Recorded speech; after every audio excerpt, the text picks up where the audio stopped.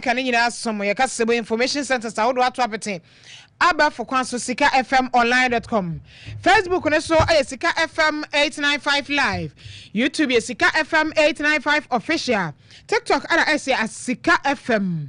Enyimre nsema ye de esom mo no de makotene bi enie. Mra shabe dwamodom koma no ka kire abai se ehhehye ya wonam so se etatigo ani telecell ya ka bomo no abani ntwa hehye no so no mfa asem no anasa honkrata asem nyada ebeto mra hebedwom.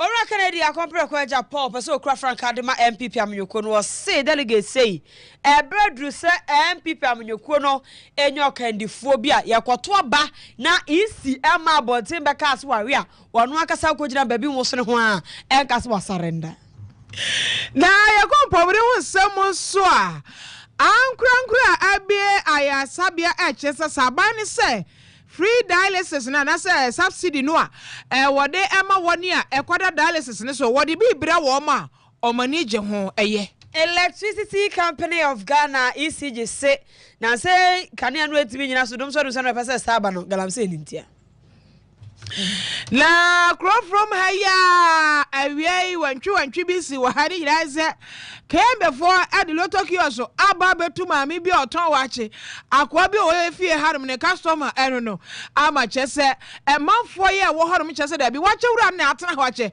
enti kiosk na mama na fancy wo kra nyasem ketwa Dr. Gideon Wako wono so na wo ye Tano not abato besa so mra hye bedwani Osi MPP delegates osremo amontaro talaj ma uduba omiachi ne dru amonto aba no ma no pe aka na ipe odemo bako akodru bo hye asase na so ensem we ni afoforo bi anwumere yesi hu nkonwa bekenkan nyina asom asomfa wuti enke ye memrantie nua ba maame efomwa kafena menem ajwa nyako abrono track 1 ejina soba Sikka FM track 1 yani yakro no 89.5 Sikka FM Sikka FM track 1 yani yakro no 89.5 Sikka FM Sikka FM 89.5 yes suma santimai Sikka FM 89.5 yes suma santimai yes suma santimai kana ma ye wiase nyina kan wa fei yenwura esomne mo angazai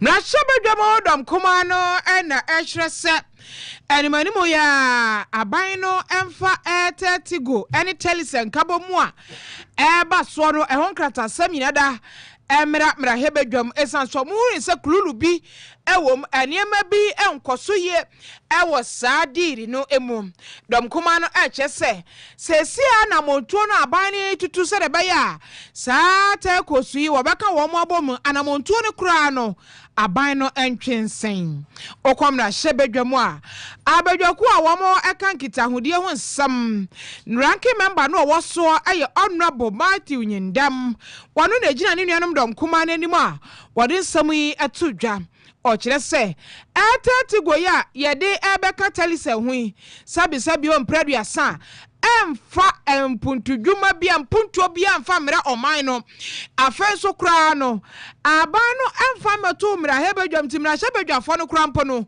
wo mu nim ne ewom se de diri na nkasa eniema ewom wo mu enim enu achi nso esesa oman no ajapade eye de ne ebo ho ban na yehwe eye ne yie ensase etonton ye japade sa tonton ye ho niema saa emwa oman no enu achi dom kuma no esese ehu etetigo foi ni telisefo ekabe no mo bo eye die ba dinti enu obi entumi nyina brane kwantenkro anye na dwuma esese ye ka wo mo ebomu wo mo mrai no meka ni nyina nkyira mra hebedwafo no no mo fa ho krata asem nyina mra hebedwam na mra hebedwam no ehunu ansa esanse abanu ntumi mfa sa asem we mfa mra hebedware tikọ no ntumi mfa ne kese saa eni ho dwuma wo mo se nya de so mbete ase enti aban emfa ho krata asem emra honorable Matthew Nyindam. This is not merely about the sale of a company, it is about protecting national institutions that have served Ghana diligently. Together, industry veterans, current staff, policy makers, and the highest office of the land, we must act decisively to ensure that AT remains in the hands of Ghanaians. The minority firmly observed that any decision regarding the future of Haiti must be subject to full parliamentary scrutiny. We are therefore demanding an immediate stop to the current consolidation, acquisition, merger, or transaction. A comprehensive parliamentary inquiry into the circumstances and terms of the proposed consolidation. Full disclosure of all arguments, correspondence, and reports, including the transactional advice, recommendations of Afrotex to return highest and best use of Haiti, Ghana. And a ranking member, Communication Committee of Parliament, Honorable Matthew Nyindam. Ora Kennedy, a compare kwa Japan, so your opinion wa MPP amenyokuonim kane a Senate Masha Bejeni was say Ebradru se MPP amenyokuono wa munyo kandinia nebu edru owa kukudru na onye obi a wo yehufuo was say edru brana sesi ahene for koto aba omonto ba na efama na fise wono Kennedy Japan ti okura franka na MPP amenyokuo jiro ma na enu yekoto aba na ato aba na wie ni yekenkan yanka nru baabi anu opo cha no abegina bonten abeka se o aba no no ahwe baabi ekono ahwe nti wasarenda oso onye sada ene aka baba ku pese mpokura na Ghana ha isi enkan wie ya wono wonte obache ya me akan ma ni nyina wie na se electoral commission o man ye di adwuma ma omo so omo na me declare se aba no we na we ne ya na se we be we ne ye wo mo beka wie a ansa na se wa wie wa accept defeat ono de onye se de obi ye na anu atwa mu no wa ma obi adin etibetimi ma obi adin Honorable Kennedy a compare kwa Japan wo ye to e wo Savannah Mantam ni me hono de nsem yi etu dwa entie the next one me the way I see go MPP enya dia me ye bibia de tia MPP they charge me treason because of MPP so I will never do anything to destroy MPP now omo aba ha nyina from 1992, when was say body and soul or didn't Sikka na who then name dear Abua MPP party a chair in Japan. Now me crazy we are Namako Akose Wana. Ye party Timisramo Obio Babia one Tinyanka a Juma Huasam now Bekanka in Japan. On your presidential material, when you say, look, let me tell you, we need bold men. If you have to draw for NBC for to trust someone, when you will be an thing, now one to me, Uncle Facey, NBC for the best opposition. The master, when you have to draw for until say, you better the last constituency. So many presidential candidate, I will never accept defeat.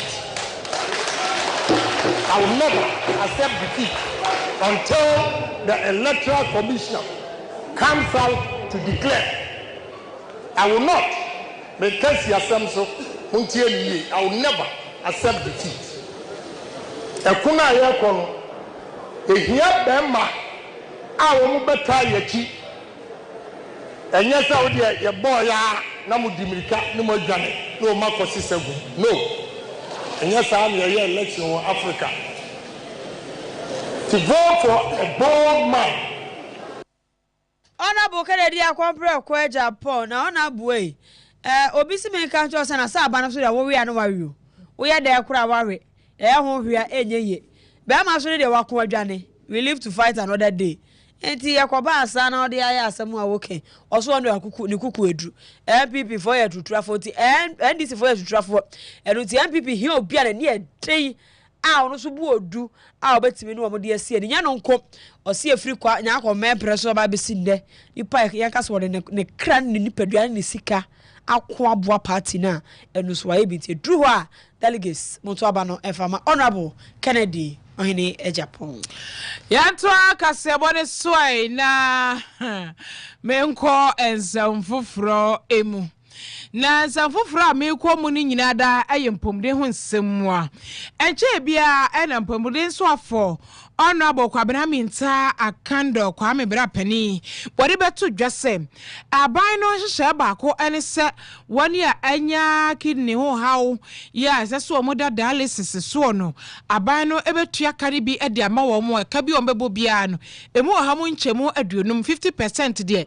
aban no e de ebeche wo mo anaso no betua e de aso wo mo so na enumo no che se sa anhyehye yi enye asopiti ye aban ne de enko ena saa akonya ida ho emum ankrankro nyina ye tiretirem e de akwa akoduro ama ubi uhia saa dialysis treatment ibi na wanko aban aya asabia na sa okwa ankrankro dia seria aban ne betua 50% no e de ama wo mo na eno ena awura no ma ni mperifo bia wo mo ankasa abiebie wo mo aya asabia mo nkabom ku a wo Ghana ha Private Health Facilities Association of Ghana wo mo dia baba to just oh the abani de baron hye no trimupo no wo mo som wo mbebo aban ma ne trimupo abamti do mo sra ban na ne se waka ne se no so obi ba na mo de nkratasam nyina ba sa somasi wo beje dialysis treatment wo ha aban from 50% nfa ma wo mo ne tua no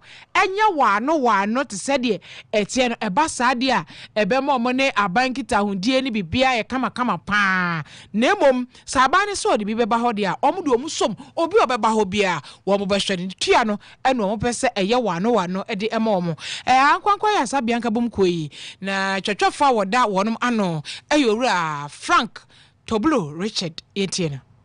This is a welcoming news. First of all, this particular gesture will actually inure to the benefit of the generality of good people of Ghana that we always administer our healthcare services to. And we will strongly recommend that when this whole exercise begins, they should be able to ensure that they live up to the expectation by making sure that whatever amount or claims that is presented in respect of this particular program or policy is paid promptly to avoid a situation where the healthcare service providers will renege or by way of going back to say that because funds are not coming on time, they are utilizing their little resources to provide such services. They are no longer going to do that. Dr. Frank Toblu enuchi anoto asuse o sese no womwa wankwankwa asabia na womoji health insurance say health insurance in penny for crowd ababeto omanim se womo ka bi ewom bia womo eba betua de ama omo nso say enoka no. The National Health Insurance Authority is up to speed with the payment of our claims. We are also informed reliably that the health insurance account has been decapped to the extent that every amount that is supposed to be given to the National Health Insurance Authority is now going to the Health Insurance Authority. So therefore, they should not have any challenge at all in making payments to healthcare services. Ankraya Sabianka Bumko Womaimo Womochatre for Dr. Frank Toblu Richard. Yadekasiabono Eco Electricity Company of Ghana ECG Eco Makache. ECG for the ababa to just say dear. Kani ano Ghana for baby na entumi enyina so. Dumso no sa baby oni nyina. Galamse hu ensunsanso na say affect omo dwumadia. Enam so ma se kani ano fa baby no entumi engyina so. De enti omo kasa ne se omo network no. Anaso omo ho ma na bi wo ho a anu omo de forest reserves kwaye no de age ho no ayenkom no ho na anu omo de omo network ho ma ni nyina akofa de say kwaye no de yenkom nyina ayekom ya bubu ne sini ba bia enti anya reserve bio eno ti garam say de koso ho sa no a na ama omo so enfidie no ho atechema na ama dum so no eba asanso de ka bebre na ebre wo mo Owura Williams Boate one director of communications at ECG. In the Ashanti region, there's a lot of galamsey going on. Of course, we all admit that as citizens of this country, we should all help. We should all assist for us to stop the galamsey. We are talking about the illegal mining, not the come again, not the small scale. Yes, illegal mining we are talking about. We are saying that the network, if you look at our network, passes through the forest, the bushes. We have the ones at the utility corridor. And the activities are, they are digging under and they are moving towards the roads. You understand? And they are leaving the holes and the trenches, and it's dangerous. Apparently, immediately you have a small rainstorm, the posts are coming down because they are just destroying the base. And that's affecting stability of power supply. So immediately the lines go down. You can have about 4 or 5 posts going down. It means that you have to spend more money to come and replace them, get a place where to fix even the posts themselves before we construct the lines. Again, we are talking about unserved energy. You understand? We are not saving the energy. Meanwhile, we have bought the energy. So unserved energy, and then also cost of human resources. So it is also affecting our operation, or it is increasing the cost of our operation and maintenance. Ora Williams, what's one Director of Communications at the Hodin Edgebacono Electricity Company of Ghana. Some Wakabe, but could be one day I was saying, any man should tie. I say, where you crew my dear, had it. Is your modern lights? Did they then, and no dear, did they tell you and so toy out for you? You're gonna say for more, and then no more. Also, to high tension city, but no dear. Says you by Muna, can you be doomed, dear?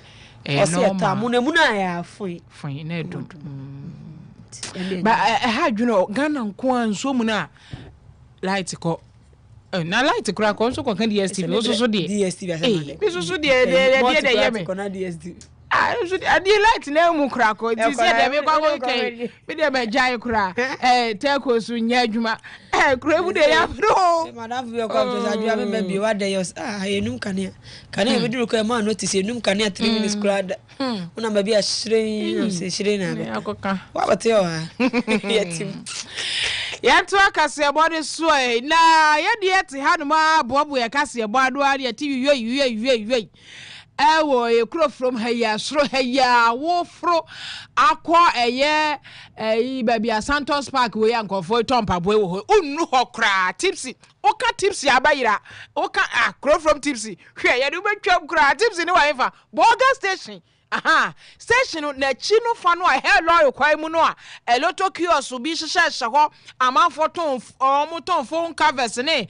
cables ne chargers ne ade wo honom na fried rice nya hyehyɛ wo honom na ga bi kura che bayire wo hi ɛho asɛm na meken sa akwan ne ho ya free akwa onsani fa so ɛho na meken na wɔche wura bi hye honom a afie ase wo yes ani pa kro no customer pa wani bi da kokra no ya de ya ho ne ti yo ne ekoya wɔche wura container ni logo na to baabi ya wo container ni tri so chance dan ke to bi ode aboso wo no pode ya ko obi ntino ya wato atwene baabi yi ni container nyinyina afro e di loto kioso mono ani edi ewura ho ana manfo a wo mo wo ho no maja wo mo nua container ne ya ne sai eno obi sase na moleme mo free him ne hemfo container be ni adentina kande wa chege container mo tu ni ato atwene na brai be da didi omu nya nkire mu bi afam no se da bi say ye te hey ye ne kande na ton wa che wa ha no wo watena ha 17 years and ye ma mo metu kande dabi ye ma kwankora yiri ye de besuo ye ma mo kwan yiri za Loto kiosk mono no man to say wo man wa che wura ni container no pepepe watete ni nyina so mo makwan mo fence honom eye hwan samre man beya waje sika na kemefo no so aje sika na ana mo di container e ba be hye adade adea ana mo di container e ba be to no mo abra sa wa che wura ni kura che se ni takese eto ehwe media flat bia eto a eye je ne honom ntia wode ni container ni so okotu a kura nchaye no wokotu amaje to no moto wo maje mu wie ya mo di loto kiosk ba ba hye wa cha na na boys na ho no yede no mo didi akwadwuma ne ade enti boys na mpene amama follow loto kiosk na nsi wo yiri o matete containers ni loto kiosk ni nyinara ato agu ba ne bo pre ne ebisa na de na mo yese too sure is better than cocoa farm say no mo kire enti wo mo sitting that about her, come more than 20 something years. You know, Oban Betana and change or Tondiani, like Oluka will feel on him the SCA or on friend say, or more, or more baby or Tondiani, and no matter, Omedi, Lotte Kios, Abesio, and the ma Casa Ba, and almost Muntiasema, and you don't fight Adriano. That's all you on Lotte Kios, the floor, Lady, Adriano, and the Benama. Mahuni, they don't say Abutela, a silent miller, a silent miller, and the Yashima. Yanama all session. I check. There were the container and a boy no mention of East. Your friend a gay or your assemblyman.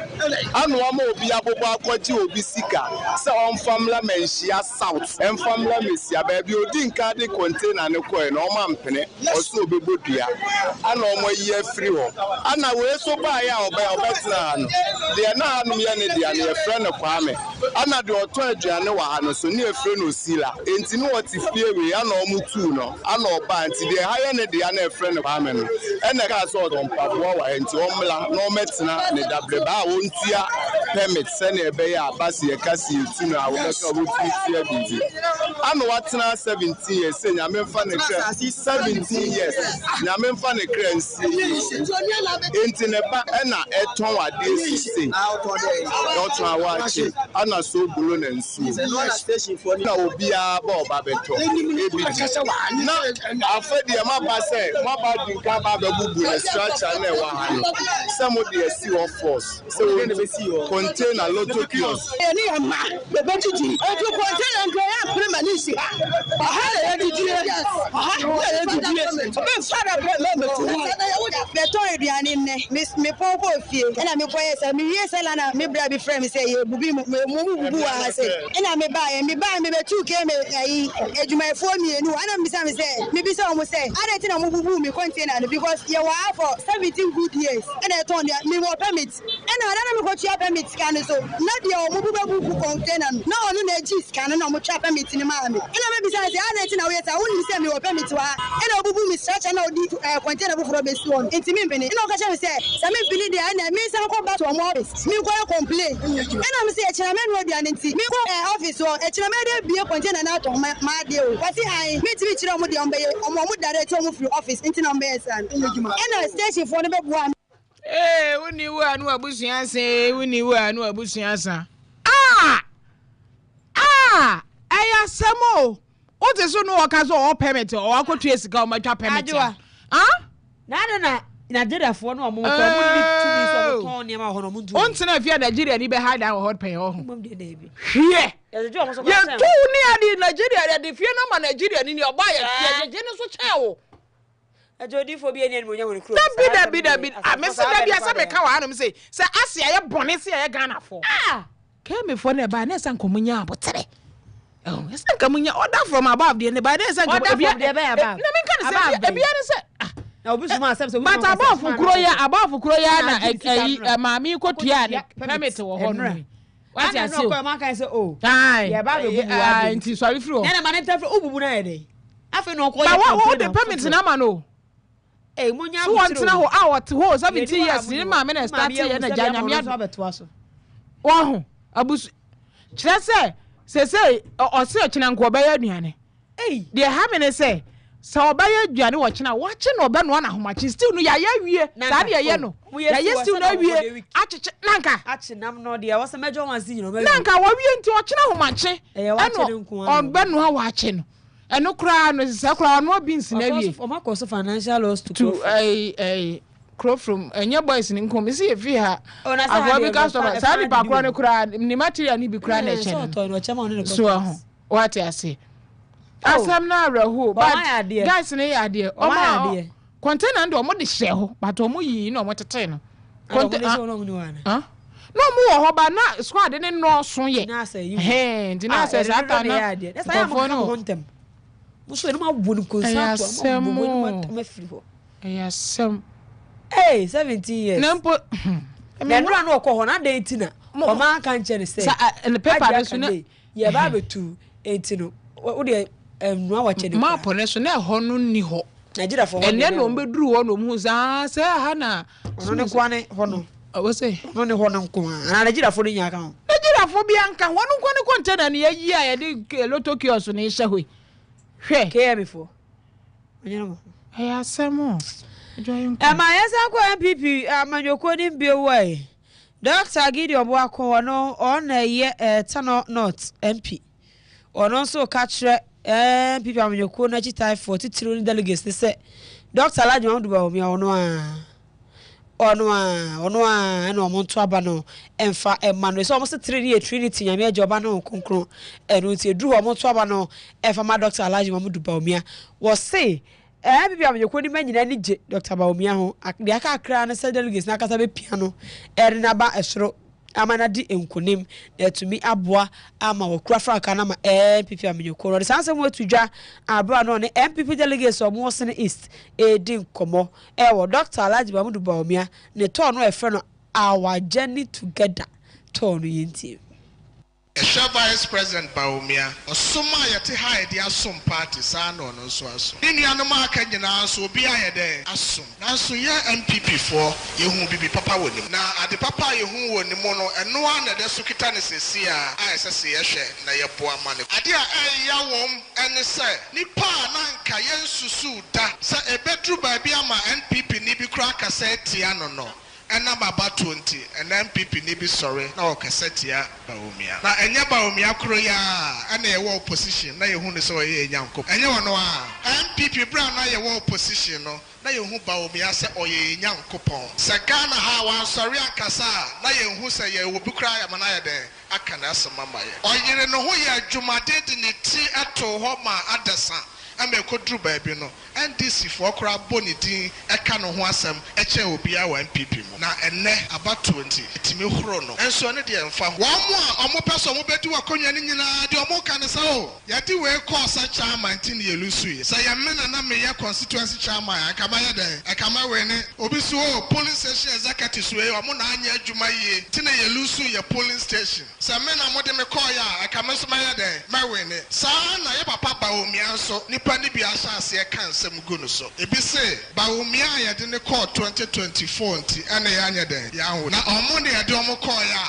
enke ba we ne MPP for ye dem jenti anya na for to abati aye se ye nim dada na ya Bawumia ntia aya Bawumia ntia enye Bawumia ntia na so ye kan sem gu no da de be pesa me twe wadwen siso ne se kasa ento ponko kasa tenten ento ponko enna bibia so ne ho a ekire se wo mo a omo ne yewura Bawumia gina no ye de omo bia kwa obetima di bibia ne ho a kire ana bibi wo ha a kire sa bibia ne ho a kire na no kra de obi se ye de Bawumia kwa election wantima we ne etieni kwan so wo san ye de osa akobio anya sa no moka na sa nipa na waka sa asem ono so wode Bawumia kwa 2023 wantima we ne eti ono obetima sa babio wa wo no obi kwa 2023 wantima we ne no wo se wo sa babio choboy wone Bawumia na kwa 2023 wantima we ne wo kura wo se wo sa ye den ababio na ono na wo kwa 2024 na wa we ne no oda ntena fie ontena fie eni ati ye Dr. Gideon Boako oyetano not MP wono kroyanso on yete so kasa delegates nyina for machitai ma Dr. Alhaji Mamudu Bawumia ne dru ho matoaba no ede amano Kasi abona si edimuna sia ama newsroom adwumayefo nyina ye reporters na ye da wono mo ase ko newsroom akwame fori aboaje ewo ho elafe madam sewa ampafo na ne ye bo a enso eka ho na ye samfo ayofalasan okoji abo ye technician ye COW Bullet Fashion Center no DJ Bullet social media no ye Kelvin ena oheso enyimira kenkan for ye me rantenu aba ma me efom wa kafena mene ajwa nyako apronoma youth arise and shine MK Yeboah Church of Pentecost MK Yeboah Memorial Temple ewo New Tafo District no asay be the National Youth Week asemtra edaso unleashed to go and tell John 1:41 to 42 Matthew 28:18 to 20 say and activities no etenyakopon ya doma kwesi ade be ya float ye twi ede afa kromu a saso na edwoda no na yehye dwumadi na siankase sanse ebefrase 20th to 26 October ya nyakopon ya doma edwoda no launching ye padwumadi no entoma Deputy Youth Director Elder Professor Erica Pew and edwumadi nyina esine seso no bekoso was Sikka Central Emilia Amponsa Memorial Temple na fei eye Benada no nso ncheche sonko akoso ene how to go and tell yankase sofo meche new Tafo district Pastor George Pra Amonu ena ebecheche yebekoso ewo MK Yeboa Memorial Temple na ukuada no nso aye arise and shine to fulfill your calling enonso ebekoso MK Yeboa hwa no the presiding elder eda entwedia ena obechire ye na fei eye wada no aye street evangelism na ye the quiz any games nso atato afa efiada no aye rally ya Amajemai Memorial Hospital ho ena sa rally kese no ebekoso a yakoma Yesu Kristo so asan wo ho no atwe akra ede ama ne ho memenda no pa aye prayer walk na fei enwumre no aye musical evangelism no so ebekoso kwasia da ebe na wotwe ene dwumade nyina pompon so a yede ebaba na wie yetonsa ede frɛ obibia se obia emra meka ye oni nyina nso ahomache nso yebekɔ Don Broadcasting ya akɔka Jesus Christ ho asɛm ede akyerɛ wiase nyina so ɔno nko a eni wiase agenkwanti yetonsa frɛ obi na obi nso frɛ obi na National Youth Week Church of Pentecost enye krabɛhwɛ dwumade ni nyina mu asɔre ne ntaade ne titru youth for ntaade ena yedi bedi nti yetonsa frɛ obi bia ehi wanim sɛ obeba yesɔre